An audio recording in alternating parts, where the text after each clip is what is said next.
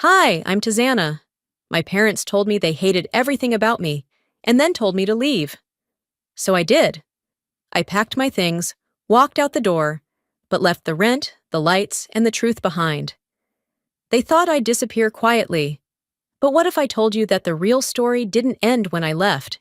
It started the moment they tried to erase me. What happens when the one they called a burden turns out to be the reason the house was still standing? Would you stay in a home that only loves you when you're useful? Let me tell you what really happened. It started like any other Thursday night. Velda insisting we all sit for dinner, like some Norman Rockwell painting, though the food came from takeout boxes, and the silence was heavy enough to flatten a room. The chicken was lukewarm. The rice had gone clumpy. I'd barely chewed my second bite when I noticed her watching me, fork resting on her plate, lips pressed together, like she was holding back something sour. You know, she began, smoothing her napkin like the words needed room to breathe. We've been talking, your sister and I. Avis didn't look up. She just kept scooping rice like she hadn't just been handed the mic. We think it's time for some changes, Velda continued.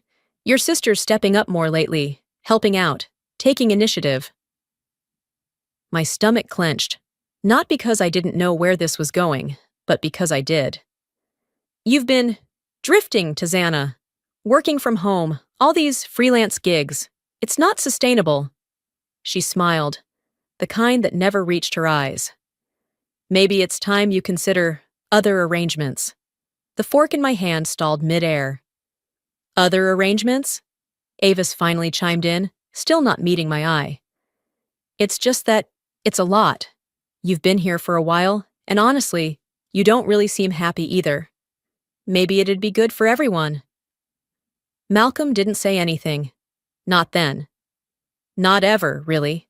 His silence always spoke just enough to keep his hands clean. The room went quiet again, the kind of stillness that lets you hear your pulse behind your ears. I pay the rent, I said quietly, not to start a fight, but to remind them, any of them, what was real. And the internet, water, gas, that's all me. Velda waved a hand like she was swatting a fly. We never asked you to. That stung more than I expected. Of course not, I said. You just assumed someone else would, like always. Her smile dropped. Her voice didn't rise, but the edge in it could have split glass. You've got an attitude, Tizana. Always have. You act like you're the only one who's ever sacrificed anything. I never asked for applause, but you sure act like we owe you something, she snapped. I pushed my plate away. I live here. I've kept this place afloat. You don't live here, Velda hissed. You squat here, like some bitter little ghost who blames everyone else for her own mediocrity. That's when it happened. The words. I hate everything about you, she said, clear, icy, unshaken. Just leave. And like that, the conversation was over. No yelling, no thrown dishes. Just 7 words that stripped 32 years of daughterhood clean from the bone. Avis kept eating. Malcolm pretended to check his watch. I stood there for a second, frozen between humiliation and something hotter, colder, meaner than sadness. I didn't say a word. Didn't throw mine back. That would have made it a scene, and scenes give them a reason to call you dramatic. So I pushed my chair in and walked upstairs. Every step echoed. I imagined they were listening, waiting for me to slam a door or cry out, but there was nothing to hear. I'd stopped crying for them a long time ago. Inside my room, I paused just long enough to close the door gently. My hands went straight to the bottom drawer of the dresser. I pulled out the red file folder, labeled with my initials. Inside were lease agreements, utility payment printouts, receipts. All in my name. All paid, logged, documented. I didn't look at them long. I knew what they were. Proof. Not of generosity, but of existence. The kind no one there had ever wanted to acknowledge. I sat on the edge of the bed, folder on my lap. The walls looked the same, bare, beige, impersonal. No photos, no cards. Not even a nail to hang a frame. That was never accidental. There's a different kind of pain when your presence feels like clutter in the place you fund. A deeper kind of betrayal, when people sleep under your roof, but still pretend they built it. I didn't cry, I didn't scream, I didn't beg. But inside, a sentence looped through my mind, over and over, like it had been waiting its whole life to be spoken. They told me to leave. They have no idea what that will cost them. I didn't move for a long while after I closed that drawer. The file still sat on my lap, but my eyes were somewhere else, caught between what had just happened and every time it almost did. Eventually, I slid the folder beneath my bed and stood, turning slowly toward the closet. I wasn't packing to leave just yet, but something in me needed to be ready. Not for them, to explain or defend myself, but for me, to finally stop holding on to the lie that staying had ever meant belonging. I grabbed the old duffel bag I used for weekend getaways I never took and laid it on the bed. The zipper stuck a little, hadn't been used in years. I pulled open the top drawer of my dresser to start with the basics. Socks, a few shirts, a cardigan that still smelled faintly like lavender from the last time I had peace. And there it was, tucked behind a faded bus pass and a cracked keychain from a forgotten beach trip, a folded piece of paper. My handwriting stared back at me in blue pen, crooked and small. "Happy birthday, Taz." I had written it to myself. I was 12. That year, I had pretended to be sick, so I wouldn't have to go to school. Not because I felt ill, but because I didn't want to be the only girl in homeroom without a celebration, a balloon taped to her chair, or a name called over the intercom. I stayed home, curled on the couch, waiting for my mother to remember. Maybe she'd come in and ask what kind of cake I wanted. Maybe she'd call my name with a lit candle. She didn't. She walked past me 3 times that day. Never asked about the date, never looked twice. That night, she scolded me for not folding the laundry. When I first wrote that card, it was an act of hope. Now, it felt more like a case file, evidence from the first time I understood that love in my house came with conditions I'd never meet. I placed the card inside the duffel bag, not out of sentiment, but because even my pain deserved to be stored somewhere. The next drawer down held less innocence, dust-covered trophies, participation ribbons, old papers from school. I flipped through them until my fingers landed on a gold-trimmed certificate. It still looked pristine. My high school writing award. First place. Regional level. I had been 15. I remembered standing on that auditorium stage, the lights so hot they blurred the faces in the crowd. My teacher hugged me. My name echoed in the mic. My parents didn't show. Later that night, I laid the certificate on the kitchen table like an offering. I even folded a napkin beside it in case someone thought to celebrate. Velda walked by and gave it a glance. "Avis's calculus test was harder than that," she said. "We don't throw parties for every worksheet." I took it back to my room. Never framed it. Never mentioned it again. Now, as I held it in my hands, I wasn't angry. I was exhausted. Exhausted from trying to matter in a place that only knew how to measure worth by comparison. Avis always checked the boxes. Math awards, stable job, mild temperament. I was the jagged piece that didn't fit, no matter how long I stayed pressed into their mold. I folded the certificate gently and slid it behind the birthday card. Outside, the light had shifted. The house had that creaky silence it always got just after 9 p.m.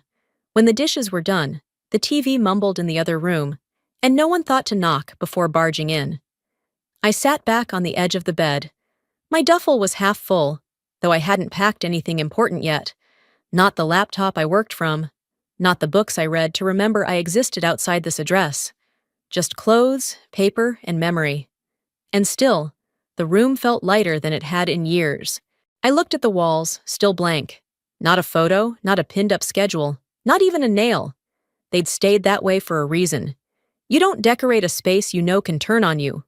I ran my hand along the nightstand, wiping away a thin layer of dust. I had nothing here with my name on it. Not on the mailbox, not on the family portraits, not even in the way they said grace at dinner. Bless this house, bless our daughters. Daughters, plural. I guess that made me invisible by default. But tonight, packing quietly in my own room, after being told to leave a house I paid for, I wasn't invisible. I was done. I zipped the bag halfway and sat back down, letting the worn handle slip through my fingers. Somewhere downstairs, a spoon clinked against a bowl. Probably Malcolm eating cereal like nothing had happened. I stayed still, eyes on the ceiling, heart somewhere between relief and the sting that always came after being too quiet for too long. My mind drifted, uninvited, back to when I was 19 and thought I was doing something right. It was a Saturday. I just closed up Cafe Indigo, still wearing the apron with coffee stains on the hem. I remember walking the 6 blocks home, backpack slung over one shoulder, my shoes soaked from someone's dropped iced mocha, and my wrists aching from lifting too many trays. All I wanted was a sandwich in 10 minutes, without anyone asking me for anything. I stepped inside and immediately saw them. 3 empty plates on the counter, the TV flashing muted reruns, and Velda at the sink, scrubbing a pan that didn't look dirty. She turned just enough to notice me. "It's midnight. What decent girl comes home this late?" I dropped my keys in the dish by the door. "We had a rush. Closing took longer." "Or maybe you were off with some boy?" She said it flat, like it wasn't even a question. "We didn't raise you to hang around cafes and flirt for tips." I blinked. The words hit in that specific cold way only family could manage, straight through the chest, but without enough force to stop you from standing. I didn't bother explaining that I'd stayed late to help a coworker cover their shift, or that I needed the hours to cover the gas bill that showed up with my name on it every month. Malcolm glanced at me from the couch and turned back to the game. Avis looked up from her phone long enough to smirk, then back down like she'd seen enough. I went to bed hungry that night, not because there wasn't food in the house, but because I couldn't swallow the way they spoke to me. 2 months after that, the envelope came. White, crisp, with a gold-embossed return address. University of Oregon, Creative Writing Department. I got in. Partial scholarship, a real shot. I opened it in my room, read it twice. My hands shook so badly, I had to sit down on the floor just to breathe right. When I finally showed it to Velda, she scanned the page like it was a receipt for something she hadn't ordered. "And who's going to get your father to his checkups? Who's covering the cable bill while you're chasing poems?" she asked, waving the paper. Avis chimed in from the hallway. "If anyone should get out of here first, it's me. But I stay. For them." That word, them. Like I was something outside of the unit, a visitor, a detour. I folded the letter without another word and tucked it inside the same drawer as my old certificate. It joined the growing pile of almosts, nearlies, and not quite yets I'd been collecting since I was 12. Back in the present, I found that envelope again while packing, still smooth, still unread beyond that first night. I didn't cry this time either. I placed it beside my books, not because I hoped to use it now, but because it was part of my history. Not the proud kind, but the kind you keep to remind yourself of who you were before they edited the story. The room was nearly packed by now. I sat on the bed again, shoes off, lights dimmed. The air was warm and still. I could hear Velda on the phone downstairs, her voice slicing through the quiet like it always did. She was probably telling someone how exhausting it was to deal with me. "You know how Tazana is," I imagined her saying. "She takes and never thinks about what we've done for her." What they'd done was make sure I never felt safe enough to plan too far ahead. I ran my hand over the top of my duffel, brushing away lint that didn't matter. Not now, not anymore. Being needed had cost me a version of myself I was just starting to reclaim. I didn't leave that house because of one fight, one insult, one dinner. I left because, for years, I had been everything they required, and still, somehow, not enough. By sunrise, the silence in the house felt heavier than usual. Not the kind that comes with peace, but the kind that follows a decision no one wants to say out loud. I'd packed most of my things the night before, though I left the duffel zipped shut and tucked it under the bed. Leaving, I realized, wasn't just about walking out. It was about being done explaining why I stayed. I heard Velda's voice coming from the kitchen just past 8 a.m. as I stepped into the hallway. She wasn't trying to whisper. "She just sits around and types all day," she said flatly. "Doesn't cook, doesn't clean. What exactly is she contributing anymore?" Avis answered like she was agreeing with the weather. "I've been thinking the same. Maybe I should start handling more of the bills. At least someone responsible will be involved." I stood there for a second. Then I turned, walked into the kitchen, and without a word, opened the drawer next to the sink. 3 thick envelopes, each stamped and dated, came out clean. I placed them on the table between Velda's mug and the half-eaten banana she always forgot about. "Electricity, gas, internet," I said quietly. "All in my name, all paid, every single month." Velda didn't touch her coffee. Avis raised her eyebrows, but said nothing. "I'm not sitting around. I've been working from home and covering what no one else even notices." I didn't raise my voice, but the edge in it wasn't dulled. Avis let out a short, awkward laugh. "We just assumed Dad handled that." Malcolm, standing by the toaster, pretended not to hear a word. I turned and walked back to my room. I didn't slam the door. There was no need. By late afternoon, I was scanning documents, everything from rent transfers to receipts for roof repairs I'd quietly covered last spring after the leak. I'd spent hours on hold with contractors, paid in full, and never once asked for reimbursement or credit. That was the point, wasn't it? Being quiet, being useful, being forgettable.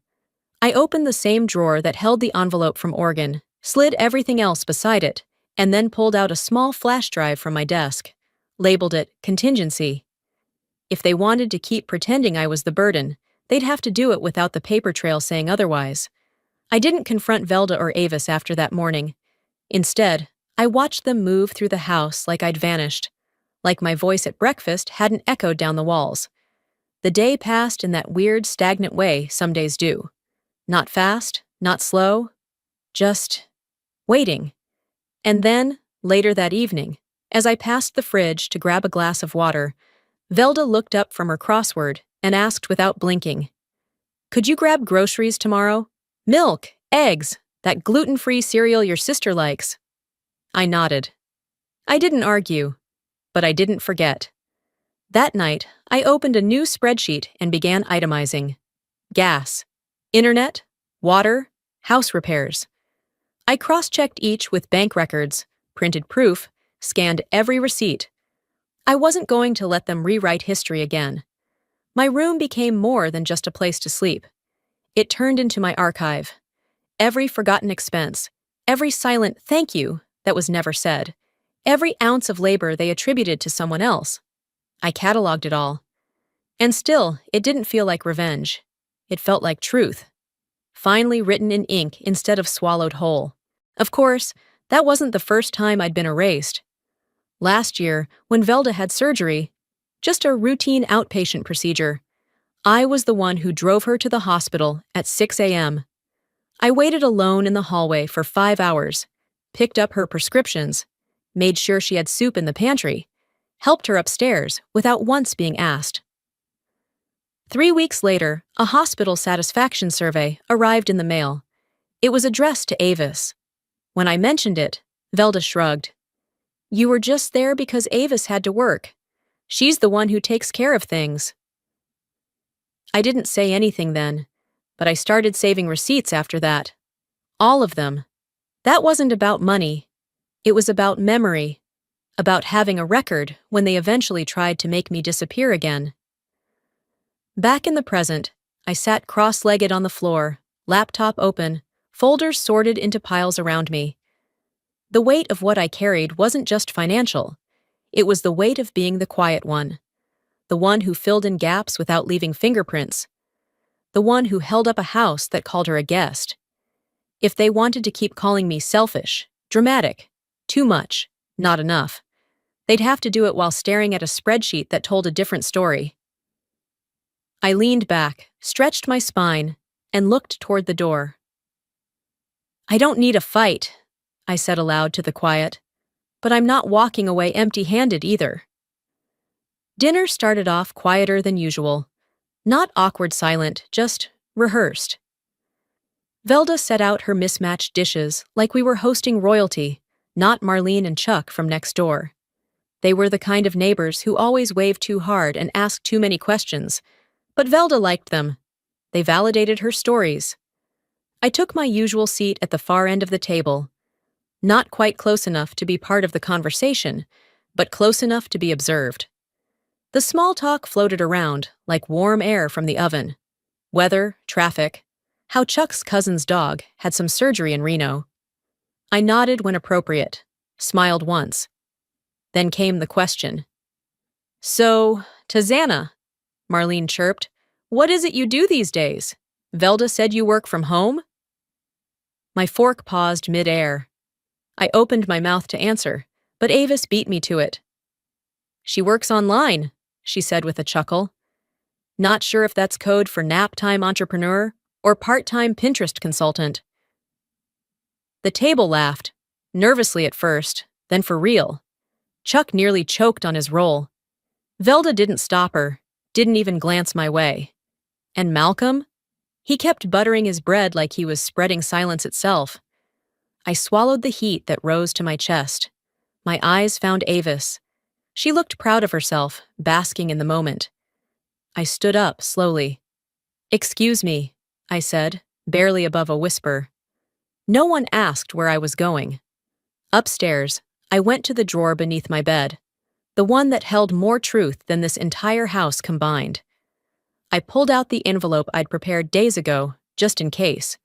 Cream-colored, sealed, deliberate. I came back down just as Velda was finishing her story about how Avis once saved the Thanksgiving turkey with a shoelace and an old meat thermometer. I placed the envelope in front of Avis. Not hard, not theatrical. Just enough for it to be undeniable. "What's this?" she asked, half laughing. I sat back down. "Receipts," I said simply, "since I apparently just sit around all day." She opened it. Eyes scanned the first page, then the second. Then her fingers froze on the third. Rent checks, utility bills, repairs, dates, amounts, all of it highlighted, documented.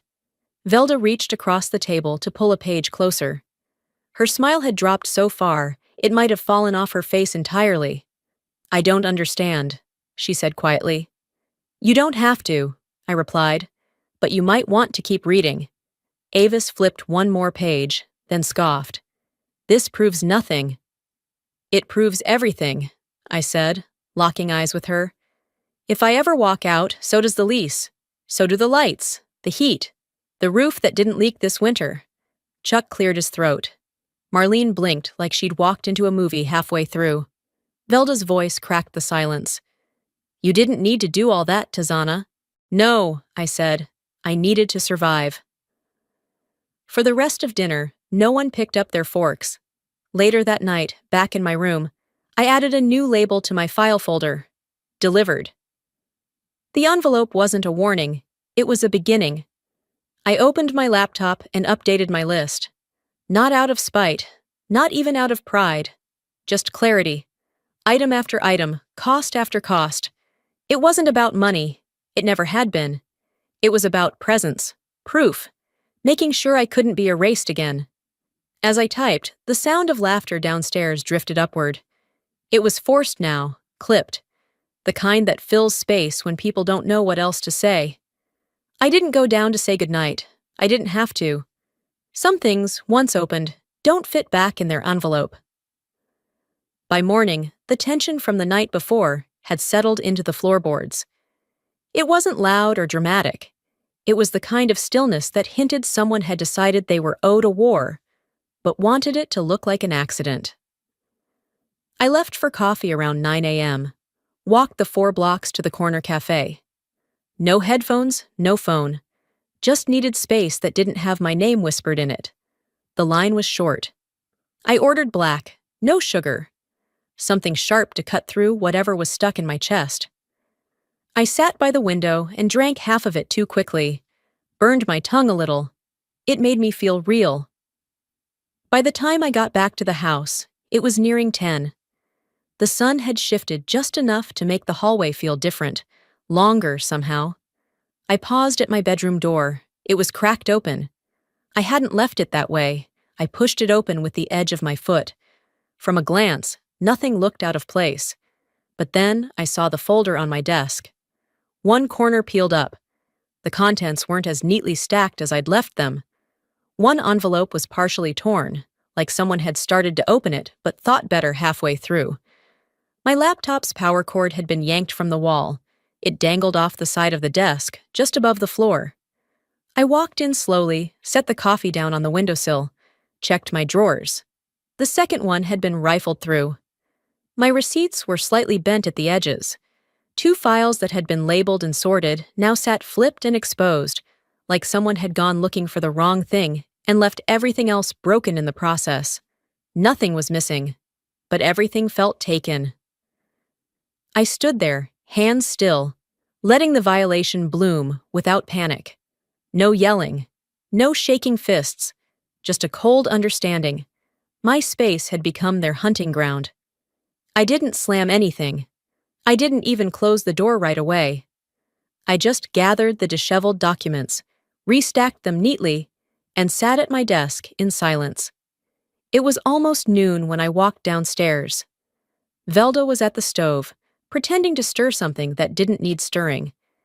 Avis was scrolling through her phone on the couch, legs tucked under her like a teenager who never had to grow up. Neither looked at me. I placed an envelope on the kitchen counter. This one was empty. On top, a yellow sticky note in my handwriting. Break into my space again, and this one won't be. No names, no accusation, just fact. I didn't wait for them to respond. I walked back upstairs, each step measured, not rushed, not casual. Just enough to make sure they knew I'd seen what I'd seen. By evening, I'd changed every password. Cloud access, disabled, local backups, removed. The shared Wi-Fi? I left it untouched for now, but scheduled it for cancellation with the rest. 2 weeks. That's how long they had before everything with my name on it disappeared with me. I encrypted my hard drive, stored everything critical onto an external unit labeled Backup Year May. No one would know what it was unless they were looking, and by the time they looked, I'd be gone. I wasn't planning revenge. I was removing permission. By midnight, I'd emailed the landlord, requested lease termination paperwork, and asked that future correspondence be sent directly to me, not the household. I didn't explain why. They'd figure it out soon enough. I laid in bed that night, fully clothed, eyes on the ceiling fan spinning slowly in the dark. No music, no TV, just the sound of a house breathing the same air it always had, thick with entitlement and too many things left unsaid. This wasn't fear. It wasn't defeat. It was calculation. You can't live with people who treat your boundaries like personal insults. You can't protect your space when the people closest to you think privacy is a challenge to be conquered. So you plan. You prepare. You disappear. Not because you're weak, but because you've decided they don't deserve access anymore. They hadn't knocked on my door all day. And I was glad. The first sign was the flickering kitchen light. Then came the silence when Velda tried the toaster and got nothing but a click. By the time she pressed the microwave buttons in frustration, I could hear her muttering all the way upstairs. I stayed seated at my desk, not even pretending to be surprised. I'd submitted the cancellation notices 3 days ago. Utilities, Wi-Fi, lease. All in a nice, tidy stack with end dates marked and finalized. They'd kept calling me a ghost. Fine. I'd vanish, one switch at a time. Downstairs, Velda's heels clacked hard against the tile as she moved from appliance to appliance. Malcolm was probably still in his recliner, acting as though someone else should solve whatever went wrong. "Why is nothing working?" she snapped. Avis chimed in from the living room. "My phone won't connect to the Wi-Fi. Is it down or what?" No one called my name. That part stung more than I'd admit. I expected blame. What I got was indifference disguised as confusion. A few minutes later, the mail dropped through the slot. I heard Velda curse under her breath, soft, controlled. the way she did when she wanted to look composed but couldn't. I imagined her peeling open the envelope from the landlord, reading the words, pending termination, and turning pale beneath her makeup. "She thinks we won't survive without her?" she muttered, not realizing I could hear every word. "Watch us." That afternoon, it got worse. I was sitting on my floor, sorting through receipts again, when my phone buzzed. A Facebook notification, then another, and another. Velda had posted. It wasn't specific. She was too careful for that. It read, "Some daughters forget where they came from. Some forget who stayed up late to sew Halloween costumes, who worked double shifts to buy school shoes. We gave her everything, and now she leaves us in the dark." Literally. The picture was of our dark kitchen. She'd staged it. A candle lit on the counter. 2 mugs in the frame. It looked heartfelt, pitiful, crafted to harvest sympathy. And it worked. Comments flooded in. "No child should treat their parents that way. Breaks my heart to see how kids are these days. You deserve better. God sees you." Then Avis shared it with her own caption. "We don't deserve this. But maybe that's the lesson." The likes piled up. Not once did they name me. They didn't have to. People who knew us, neighbors, cousins, old church friends, knew exactly who they meant. And it gave everyone permission to judge me based on a single photo and a paragraph dripping in martyrdom. I didn't comment. I didn't message Velda or Avis. Instead, I took a deep breath and went for a walk, just around the block. I let the evening settle into my bones while I thought through every possible reaction. I let myself imagine slamming my phone into the sidewalk, crying on a friend's shoulder, screaming into a pillow. And then I came home, made a cup of tea, and opened my laptop. I created a new folder called Public. Inside it, I placed screenshots of all my payments, emails from the landlord confirming rent paid under my name, voice memos, recordings, not of arguments, but of logistics. Velda telling me to pay the water bill before they shut it off again. Avis asking if I could spot her for groceries just this once. Malcolm reminding me that the girls handled things now. There was even a short clip, one I'd forgotten I had, of Velda's voice from a week ago, sharp and distinct. "You think because you pay a few bills, you run this place? Get over yourself." I edited none of it. I didn't add commentary. I didn't twist anything. I just titled the page, Context, and posted the link quietly, beneath Velda's photo. No hashtags, no emojis, no capital letters screaming for attention. Just this caption, "You asked me to leave. I left. Here's why." Then I closed the laptop and let it sit. I wasn't looking for applause. I wasn't asking to be understood. I just wanted them to know the version of me they were trying to sell to the world wasn't going to sit in silence anymore. I didn't have to scream. The truth didn't need volume. It just needed to be seen. I didn't refresh the page. I didn't watch the likes crawl in or the shares multiply. I didn't even turn the volume up on the audio clip I posted. Velda's voice was already carved into memory. Instead, I made tea. The microwave still blinked 12 foul since I'd unplugged it the day before. I poured water over the bag and let it steep, watching the amber swirl darken in the mug. The glow from my laptop screen filled the apartment behind me. By morning, I'd left the kettle on the stove, untouched. My phone buzzed so many times it rattled across the counter. I turned it over. The link had taken on a life of its own. The messages started around 6. A friend from college I hadn't spoken to in years wrote, "Is this really you? I'm sorry you went through all that." A former coworker from the cafe texted, "Just saw your post. You were always the quiet one. Guess they mistook silence for surrender." Then came the email from the landlord. Straightforward and brief. He had read the post. He understood now. He was formally transitioning all documentation to reflect the rightful tenant and offered to serve the eviction himself if necessary. That sentence alone was a full exhale. At the Hartwell house, things were falling apart, but not from my hand. Just gravity finally catching up to the weight they refused to carry. Velda woke up to over 200 missed notifications. Her profile, which once hosted church group invites and passive-aggressive recipe shares, was now overrun with comments she couldn't control. So, she paid everything? Are you serious right now? You kicked your daughter out and played victim? Ma'am, this is embarrassing. Avis deleted her repost within the hour. Malcolm logged off entirely, though he rarely engaged with anything online to begin with. Later that day, I heard from a cousin on my dad's side. I always knew something was off. Aunt Velda's version never added up. I didn't respond to any of them. That wasn't the point. I wasn't there to argue. The point was clarity, not vindication, not revenge, just truth in a room where it had been silenced for too long.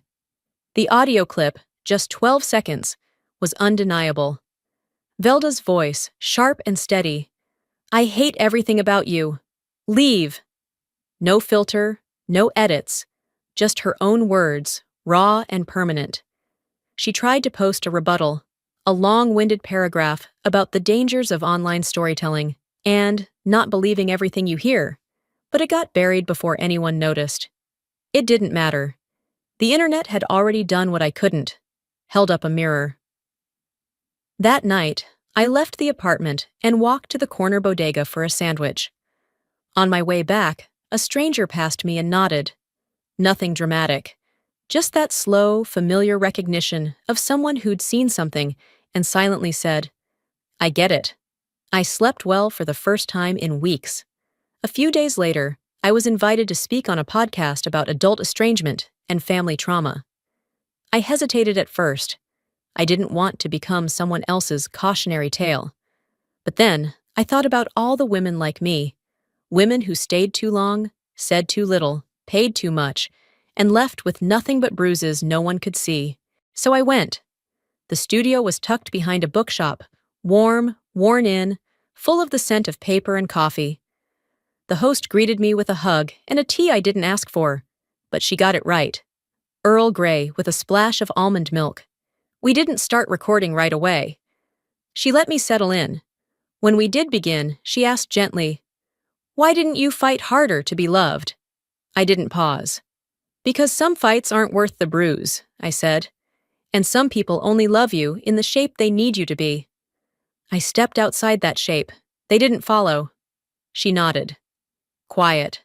No rush to fill the silence. I told my story, not to rewrite the past, but to remind myself that I was never crazy for feeling unwanted. I was never selfish for needing peace. This isn't about revenge, I said near the end. It's about record-keeping, about making sure I don't have to explain myself ever again to people who decided who I was before I had the chance to. I didn't cry. Neither did she. When we finished, she thanked me and said, Your voice doesn't shake. That's rare. I had to shake for years, I told her. Now it's their turn.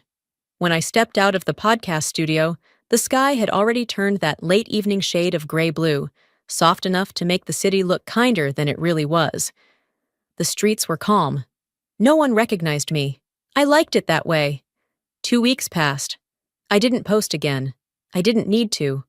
One morning, as I was slicing apples for breakfast, an email arrived from an address I didn't recognize.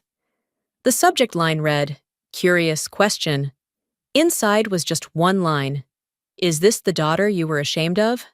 No name, no context, no follow-up. I didn't reply, but I didn't delete it either.